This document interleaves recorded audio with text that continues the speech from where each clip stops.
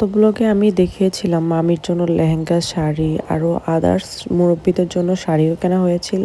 আজকে হাজির হয়ে গেলাম মামির জন্য আরো কি কি কেনা হয়েছে সেগুলো দেখানোর জন্য। হ্যালো গাইজ, আসসালামু আলাইকুম, welcome to my new blog. ফার্স্টে আমরা চলে গিয়েছিলাম নিউ মার্কেটে। এখান থেকে মামির জন্য জুতা, চুড়ি, ব্যাগস এসব কেনা হয় আজকে। ভিডিওটি ভালো লাগলে অবশ্যই একটা লাইক করে যাবেন। আমরা ফার্স্টে মামির জন্য জুতা দেখা স্টার্ট করি। বিয়ের জন্য এই দোকানের সবগুলো জুতাই আমাদের পছন্দ হচ্ছিল।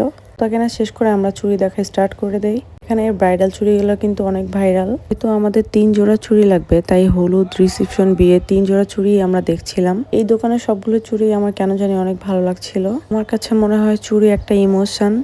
উনি আমাদের সবগুলো চুড়ির সাইজ অনুযায়ী চুড়ি আবার মেক করে দিচ্ছিল। যে ময়ূর চুড়িগুলো, এগুলো হলুদের জন্য একদমই পারফেক্ট ছিল। আমার মামা অনেক চুজি, তাই তার জিনিস সেই ভালো করে দেখে শুনে কিনে নিচ্ছিল। মামির জন্য প্রত্যেকটা জিনিসই মামা চয়েস করেছে। এরপরে এই যে ঝুমুর বা রাখি যাই বলেন না কেন, এগুলো আমরা নেই। ওনারা বলছিল এগুলো নাকি নিজেরাই মেক করে। এরপর আমরা হলুদের জন্য এই চুড়িগুলো সিলেক্ট করি। কাজরা আর কিছু সিম্পল চুড়ি ছিল। চুড়ি কেনা হয়ে যাওয়ার পরে আমাদের লেস আর ওড়নার প্রয়োজন ছিল। হলুদের ওড়না আর রিসেপশনের ওড়নাও আমরা এখান থেকে নিয়ে নেই। এরপর চলে যাই আবার রাখি দেখতে, যেহেতু রাখি কেনা হয়নি। এখানে ভ্যারাইটিস রকমের রাখি ছিল, এগুলো কিন্তু অনেক সুন্দর লাগছিল দেখতে, একটা থেকে একটা বেশি সুন্দর। এরপর আমরা চলে যাই জুয়েলারি শপে। কুন্দনের জুয়েলারি আমার বরাবরই বেশ ভালো লাগে। ডায়মন্ড কাটও ছিল, এখানে কিছু গোল্ড প্লেটেরও ছিল। এখানে কিন্তু রাজস্থানি টাইপের জুয়েলারিও ছিল। আমাদের লেহেঙ্গার সাথে কিছুটা ম্যাচ করে আমরা নিয়ে নিলাম। এরপর আমরা ব্যাগ দেখছিলাম, এর মধ্যে আমরা পার্স বা পুটলি যে কোনো একটা নিব। লক করা এই ব্যাগগুলো বেশ ভালো লাগছিল। এরপর যে এই ইন্ডিয়ান ব্যাগগুলো, এগুলো আমার কাছে বেশ ভালো লাগছিল। এত চাকচিক্য অনেকটা চোখে লাগে, সব সময় ভালো লাগে না দেখতে। দেন আমরা এখান থেকে একটা ব্যাগ পুটলি টাইপের নিয়ে নেই।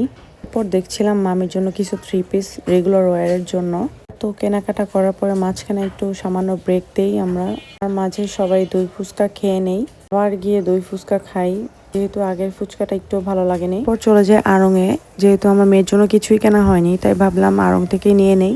এখানে ভ্যারাইটিস অনেক রকমের জামা ছিল, যেগুলো আমার মেয়ের জন্য আমার পছন্দ হচ্ছিল আবার হচ্ছিল না। ফার্স্ট আমি ওর জন্য একটা প্যাস্টেল গ্রিন কালার জামা নিয়ে নেই। দেন বোরকা দেখা হচ্ছিল মামির জন্য। এখানে ভ্যারাইটিস রকমের অনেক সুন্দর সুন্দর বোরকা ছিল। আসলে বোরকার কথা কি বলবো, বোরকা একটা থেকে একটা বেশি সুন্দর দেখতে। ইচ এন্ড এভরি বোরকা সবগুলোই আমার কাছে বেশ ভালো লাগছিল।